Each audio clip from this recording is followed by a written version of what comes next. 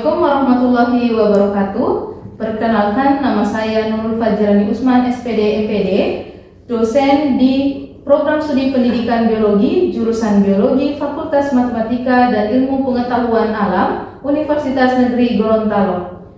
Pada kesempatan ini, saya akan mendeskripsikan RPS dari mata kuliah pengembangan bahan ajar yang merupakan mata kuliah wajib diampu oleh mahasiswa semester 6 pada program studi pendidikan biologi. Bobot SKS pada mata kuliah ini adalah 2 SKS teori dengan total pertemuan sebanyak 16 kali pertemuan.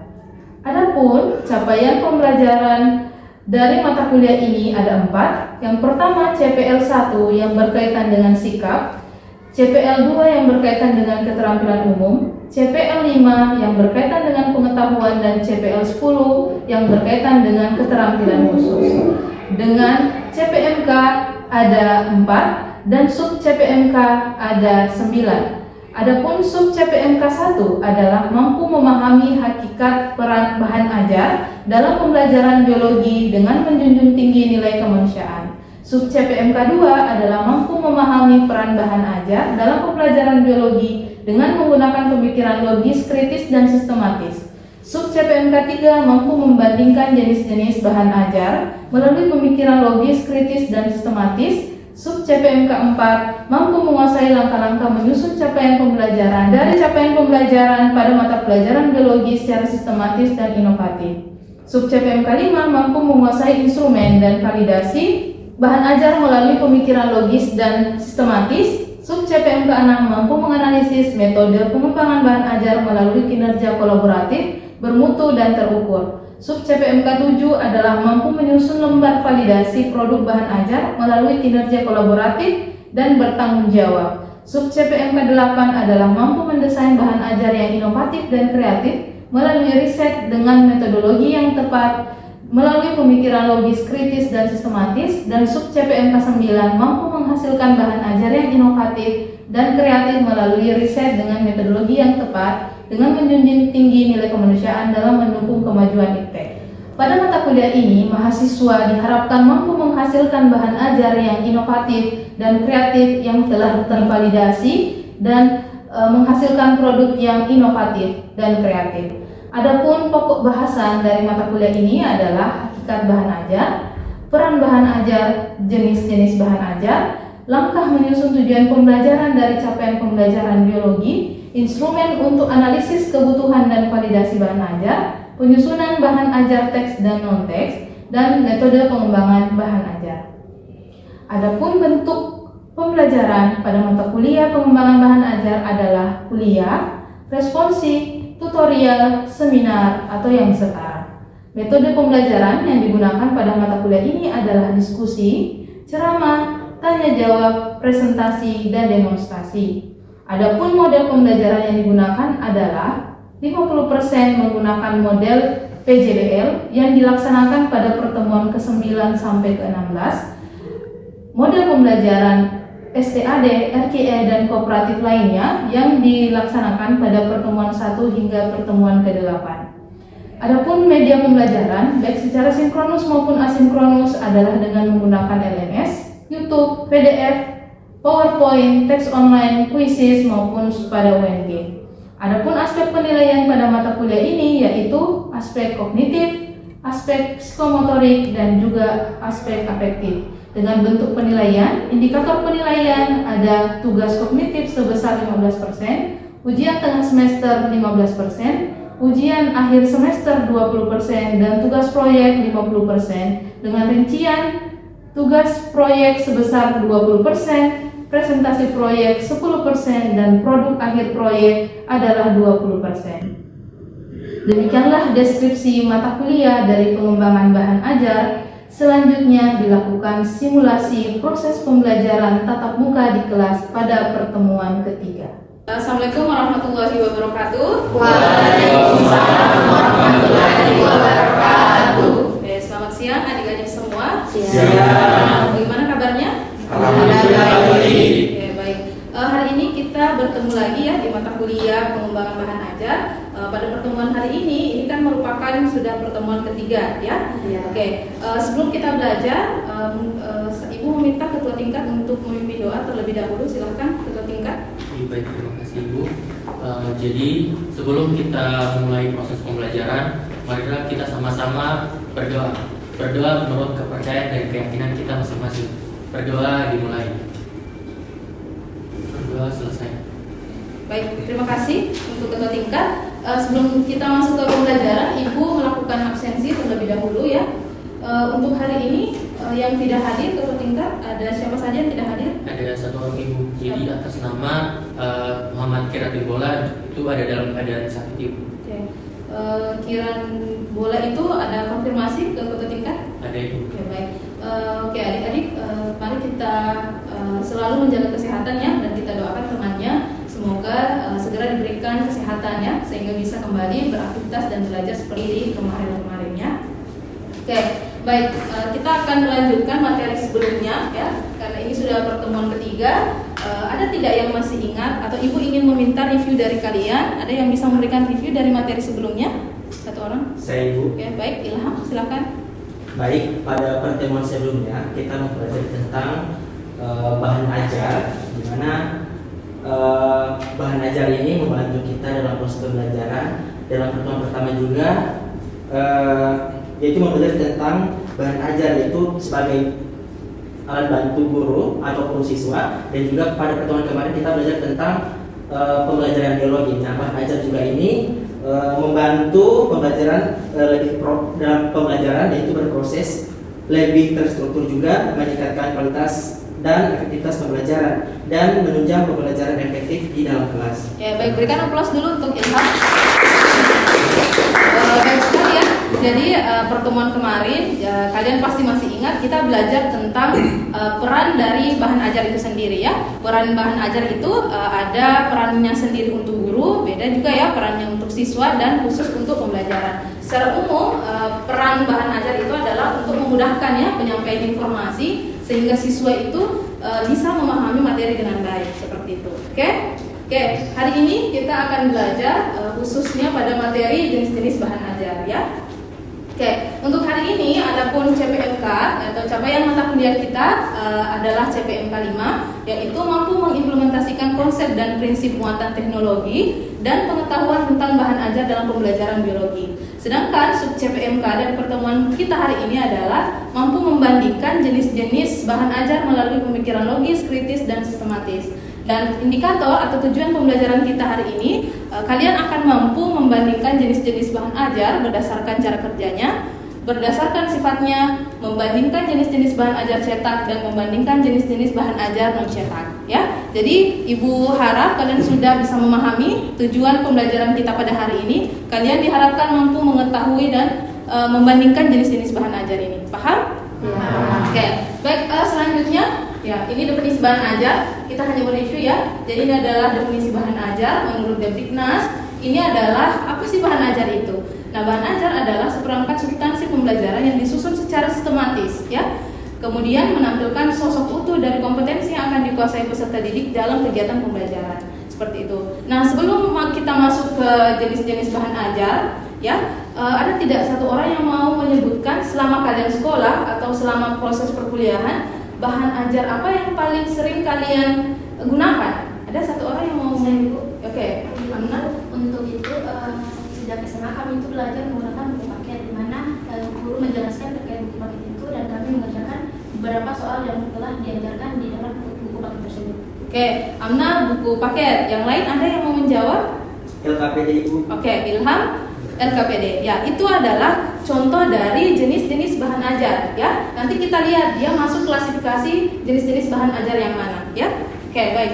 Nah, ini ya adik-adik, jenis-jenis bahan ajar berdasarkan cara kerja itu dibedakan dari cara kerjanya ya. Nah, cara kerjanya itu ternyata ada 5 jenis bahan ajar adik-adik ya. Yang pertama adalah bahan ajar yang tidak diproyeksikan. Nah, yang tidak diproyeksikan itu seperti gambar yang tidak perlu ada LCD seperti ini ya. Misalnya contohnya itu ada gambar, ada foto, diagram, display, dan model. Sedangkan bahan ajar yang diproyeksikan seperti slide ya, PPT, pokoknya yang biasanya menggunakan alat untuk menampilkan ya. Kemudian ada bahan ajar audio, ada bahan ajar video, dan ada bahan ajar media atau komputer lainnya. Ini adalah contoh jenis-jenis bahan ajar jika ditinjau dari cara kerjanya. Oke, paham? Paham. Oke. Kemudian jenis bahan ajar berdasarkan sifat, ya. Ini berdasarkan sifatnya. Nah, kalau berdasarkan sifatnya, ini ada 4 adik-adik ya. Kalau tadi berdasarkan cara kerjanya ada 5, ini sifatnya ada 4. Ada bahan ajar yang berbasis cetak. Kalau cetak mungkin kalian sudah paham ya. Yang umum yang kalian lihat di sekolah, di kampus itu biasanya bahan ajar cetak. Contohnya buku, pamflet ya, ada buku kerja siswa dan sebagainya. Kemudian ada bahan ajar yang berbasis teknologi. Nah, sekarang karena perkembangan zaman digital sudah sangat berkembang, keberadaan bahan ajar yang teknologi ini sudah bagus sekali ya, sekarang semakin dibutuhkan. Nah, contohnya ada PowerPoint, sekarang sudah ada apa lagi ya? Sekarang sudah ada podcast ya. Podcast itu adalah bahan ajar juga, termasuk dalam kategori bahan ajar. Kemudian ada bahan ajar yang digunakan untuk praktik atau proyek ya, seperti lembar observasi, lembar wawancara, itu semua termasuk dalam bahan ajar. Dan terakhir adalah bahan ajar yang dibutuhkan untuk keperluan interaksi manusia, seperti misalnya video conference seperti itu. Oke, nah ini sebelum kita masuk ke jenis-jenis bahan ajar secara umum, ada tidak yang mau bertanya? Izin Bu. Oke, silakan. Oke, baik Ibu, saya izin bertanya, kenapa sih bagi guru penting untuk memahami berbagai jenis bahan ajar? Oke, pertanyaannya bagus sekali ya. Berikan aplaus dulu untuk pertanyaan. Kenapa kita sebagai calon guru itu harus mengetahui jenis-jenis bahan ajar? Ya, karena kita sebagai guru itu kan kita harus mengidentifikasi karakteristik siswa. Ada siswa yang gaya belajarnya dengan audio, ada yang cara belajarnya dengan kinestetik, ada yang visual. Ya, ketika kita belajar jenis-jenis bahan ajar, misalnya kita akan mampu mengidentifikasi siswa, oh dia lebih senang belajar dengan menggunakan bahan ajar yang audio atau yang visual, sehingga dia lebih cocok misalnya menggunakan bahan-bahan ajar yang cetak atau yang menggunakan video-video pembelajaran seperti itu ya. Jadi untuk menyesuaikan dengan karakteristik dari siswa itu sendiri. Oke, baik, kita lanjut ya. Ini jenis-jenis bahan ajar adik-adik ada secara umum. Kalau tadi itu dibedakan berdasarkan cara sifatnya ya. Ini ada 2 ya, cetak sama yang mencetak ya.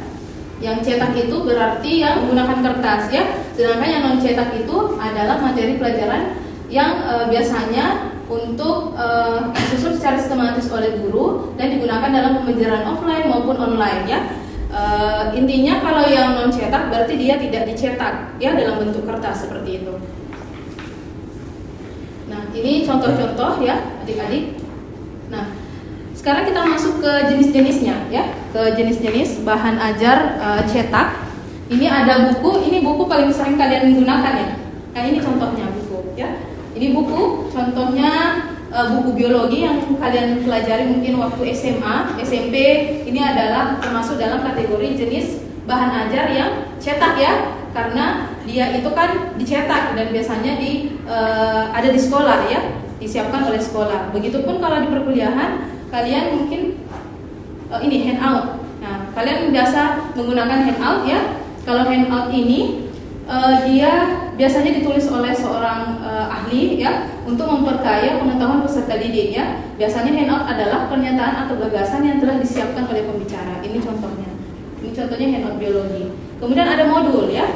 Paling sering di perkuliahan kita menggunakan modul pembelajaran ya. Misalnya ada modul pembelajaran mata kuliah inovasi pembelajaran ya, seperti itu.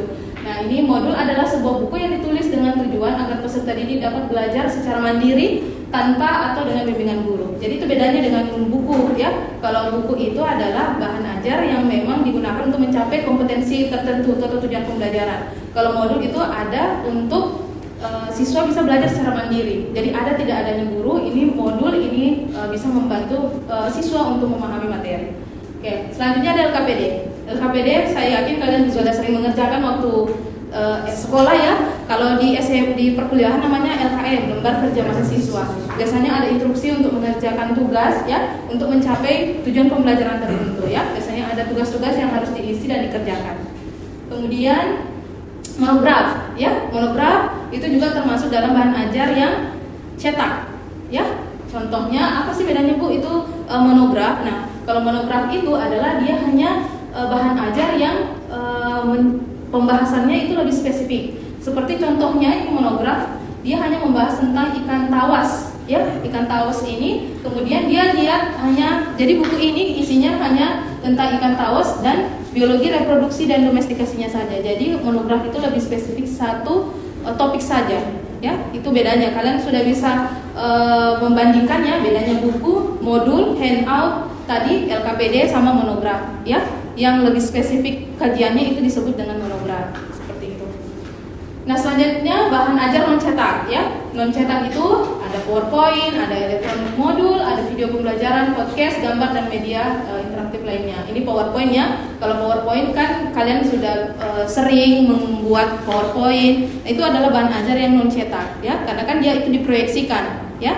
Kemudian ada video pembelajaran. Nah, video pembelajaran itu yang di YouTube. Selama itu bisa mencapai dibuat secara sistematis dan untuk bisa mencapai suatu kompetensi tujuan pembelajaran, video pembelajaran juga termasuk dalam kategori bahan ajar, ya. Jadi jangan terbatas pemahaman kalian bahan ajar itu adalah buku, modul, ya, tidak seperti itu. Kemudian ada podcast. Ya, sekarang lagi tren podcast, ya. Kalau kalian nonton di YouTube itu kan banyak sekali podcast, ya. Ada juga podcast pembelajaran, ya. Jadi untuk anak-anak yang lebih senang mendengar, belajar dengan cara mendengar, itu dia akan lebih suka dengan menggunakan podcast. Dia akan lebih mudah memahami materi dengan podcast. Dan ada yang menggunakan OHT, ya, atau overhead transference ini, ya. Ini adalah salah satu jenis bahan ajar non cetak yang tidak memasukkan unsur-unsur gerakan dan biasanya berupa gambar tekstual dan grafik dalam lembar transparan yang dapat dipresentasikan di depan kelas atau kelompok dengan menggunakan OHP, seperti itu, ya. Jadi itu tadi jenis-jenis dari bahan ajar, ya. Jadi kalian sudah bisa, ada berapa secara umum bahan ajar dibagi menjadi berapa? Dibagi menjadi 2, ya, yaitu bahan ajar apa? Cetak. Oke, baik. Sekarang kita masuk ke waktu berdiskusi, ya. Ibu akan membentuk menjadi 4 kelompok, ya. Silahkan berhitung dari Amna dulu. Siap, 1, 2, 3, 1. Oke, baik. Sudah. Kalian masih ingat semua nomornya, ya? Nanti silakan bergabung. Instruksinya adalah Ibu untuk kelompok 1 dan 2 akan memberikan deskripsi terkait bahan ajar cetak, ya. Sedangkan 3 dan 4 akan membuat deskripsi untuk jenis bahan ajar yang non cetak, ya.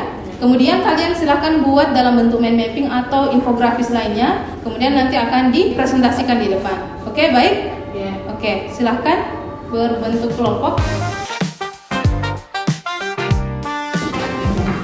Jadi kelompok 1 akan memilih jenis bahan ajar yang mana, Dek? Untuk kelompok 1 itu membahas tentang modul pembelajaran. Oke, modul, ya. Jadi nanti buat di mind mapping atau infografisnya, kemudian nanti tambahkan definisinya, karakteristiknya, ciri-cirinya, kelebihan dan kekurangannya, ya. Nanti dibuat dalam bentuk infografis atau mind mapping, ya. Ada yang ini kalian tanyakan? Ini untuk kelompok 4, kalian memilih jenis bahan ajar apa? ini menjadi bahan ajar yang non textbook. Oke, kemudian kalian mau pilih yang mana? Termasuk ini kami akan mengambil pada video pembelajaran. Kemudian nanti jangan lupa ditambahkan ciri-ciri, ya, definisi, kemudian karakteristiknya, ya. Nanti buat di infografis atau di mind mapping. Terserah kelompok kalian mau buat yang bagaimana. Oke? Ya. Oke.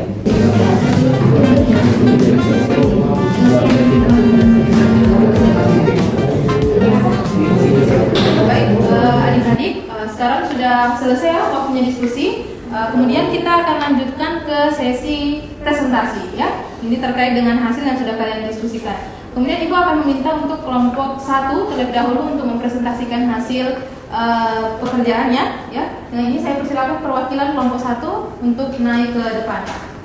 Oke, Kak.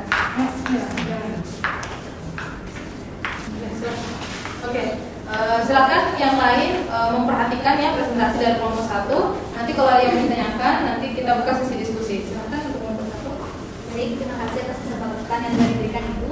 Jadi di sini kami kelompok 1 mendapatkan tugas mengenai modul bahan ajar. Ini contohnya itu adalah modul pembelajaran. Jadi di sini ada definisi dari modul pembelajaran. Nah, modul pembelajaran itu sendiri adalah bahan ajar yang disusun secara sistematis dan menarik. Kemudian berisi materi, metode, kegiatan, dan evaluasi yang dirancang untuk mencapai kompetensi tertentu secara mandiri oleh peserta didik. Kemudian ada juga karakteristik dari modul pembelajaran. ada self instructional, ada self container, ada standalone, ada adaptive dan ada user friendly. Kemudian di sini juga ada ciri-ciri dari modul pembelajaran itu sendiri. Terdapat petunjuk penggunaan modul, memuat tujuan pembelajaran yang jelas, kemudian terdapat materi pembelajaran yang disusun secara sistematik. Kemudian dilengkapi latihan pembelajaran atau soal evaluasi. Kemudian menyediakan umpan balik atau kunci jawaban. Kemudian di sini juga ada kelebihan dari modul pembelajaran.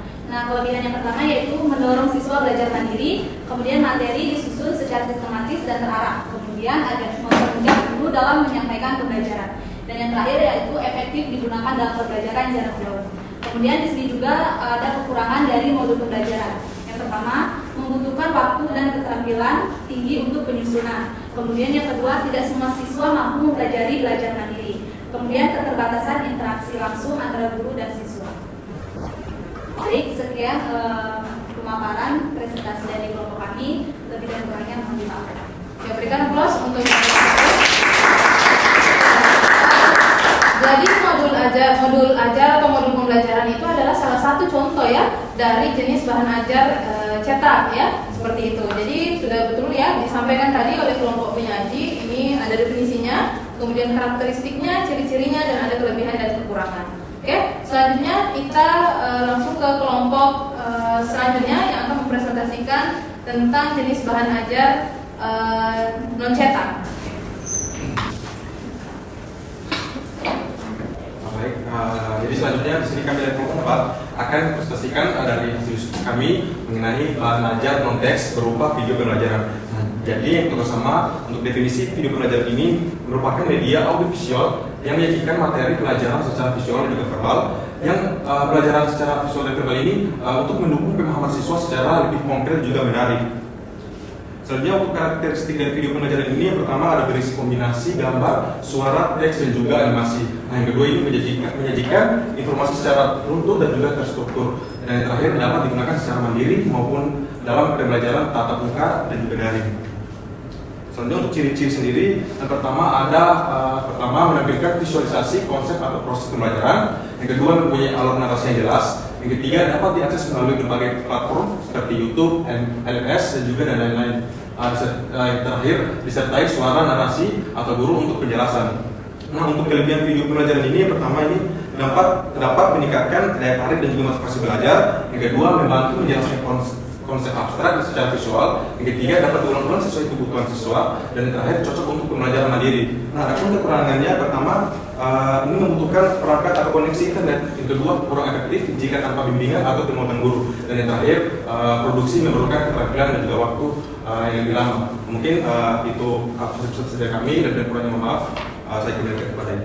Oke, baik, berikan aplaus untuk tadi kelompok penyaji sudah menyampaikan ya jenis bahan ajar non cetak ya. Dia memilih adalah video pembelajaran ya. Sekarang video pembelajaran itu sangat dianggap bagus juga ya untuk bahan ajar karena video ini memuat tidak hanya visual tetapi juga ada audionya ya. Oke, baik, bagus sekali penjelasan dari kelompok 4. Silahkan kembali ke tempatnya. Oke, baik adik-adik, tadi kita sudah mendengarkan presentasi dari masing-masing kelompok terkait dengan materi jenis-jenis bahan ajar ya. Ini selanjutnya Ibu akan memberikan kuis. Silahkan kalian mengakses kuisis ya. Kemudian silahkan login. Nanti Ibu buka dan kalian mengerjakan kuis yang sudah Ibu siapkan ya. Silahkan.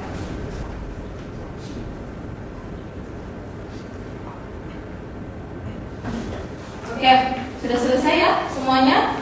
Dan nilai kalian juga sudah masuk beberapa di saya dan kalian sudah bisa memahami jenis-jenis bahan ajar ya. Nilainya juga sudah sangat baik. Sekarang Ibu ingin memberikan kesempatan dari kalian untuk memberikan kesimpulan ya dari proses pembelajaran kita hari ini. Ada satu orang yang memberikan kesimpulan, silahkan. Saya Ibu. Oke, Ilham. Ya, terima kasih Bu.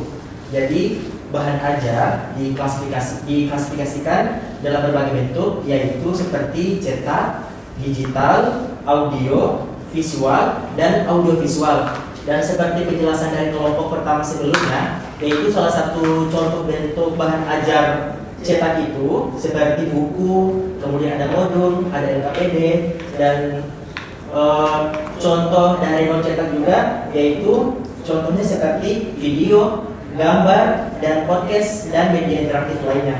Dan setiap jenis bahan ajar memiliki fungsi yang saling melengkapi dalam menunjang pembelajaran yang efektif sesuai dengan kebutuhan materi, karakteristik, dan pendekatan pembelajaran yang diinginkan. Mungkin hanya itu dari saya. Terima kasih. Berikan aplaus untuk temannya. Ya, bagus sekali ya. Kesimpulan kita di pembelajaran hari ini, adik-adik, adalah kalian bisa mengetahui jenis-jenis bahan ajar ya. Bahan ajar itu diklasifikasikan secara umum dikenal ada dua ya, yaitu bahan ajar cetak dan bahan ajar non cetak. Tetapi jika kita lihat lagi dari bentuknya, sifatnya, itu kita klasifikasikan lagi ya. Bahan ajar cetak kalian sudah sering menggunakan, ada bahan ajar cetak modul, buku ya, handout, ada monograf ya, ada LKPD. Kemudian yang non cetak ada video pembelajaran, podcast, PowerPoint, dan sebagainya ya. Kemudian kenapa kita harus belajar sih jenis-jenis bahan ajar? Yaitu kita harus bisa menyesuaikan dengan karakteristik dari peserta didik. Jadi kita sebagai calon guru, nanti kalian ketika mengidentifikasi siswa ya, memilih jenis bahan ajar apa yang cocok di kelas, silakan identifikasi dulu siswanya, terkhususnya dalam memilih jenis bahan ajar. Oke, baik, sudah dipahami adik-adik? Oke, baik. Selanjutnya terakhir ya, Ibu ingin meminta kalian untuk bisa merefleksikan pembelajaran kita hari ini. Ya, saya meminta satu orang untuk bisa refleksi dari apa sih yang kalian bisa ketahui dari pembelajaran kita hari ini. Ada satu orang yang memberikan refleksi dari mata kuliah kita hari ini? Saya. Oke, silahkan. Baik, terima kasih. Setelah mempelajari materi tentang jenis bahan ajar, saya semakin memahami betapa pentingnya keberagaman media dalam proses pembelajaran. Jadi materi ini membuka wawasan saya bahwa bahan ajar tidak hanya terbatas pada buku atau modul cetak, tetapi juga mencakup bentuk digital, audiovisual, bahkan media interaktif yang sangat relevan dengan pembelajaran di era digital saat ini. Oke, baik, berikan aplaus ya. Sudah bisa merefleksikan sendiri proses pembelajarannya pada hari ini. Kemudian di pertemuan selanjutnya kita akan membahas tentang bagaimana kita belajar tentang merumuskan tujuan pembelajaran ya dari capaian pembelajaran ya, khususnya dalam capaian pembelajaran di mata pelajaran biologi. Khususnya nanti kalau kita akan menyusun proyek ya, karena tugas akhir dari mata kuliah ini adalah menghasilkan bahan ajar. Jadi kalian harus dibelajarkan bagaimana sih membuat tujuan pembelajaran yang berasal dari capaian pembelajaran yang ada di pembelajaran biologi.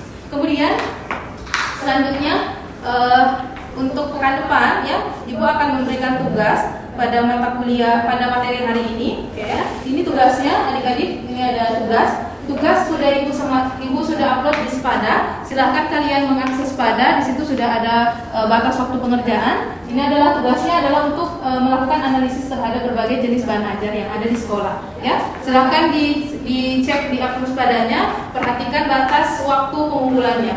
Baik.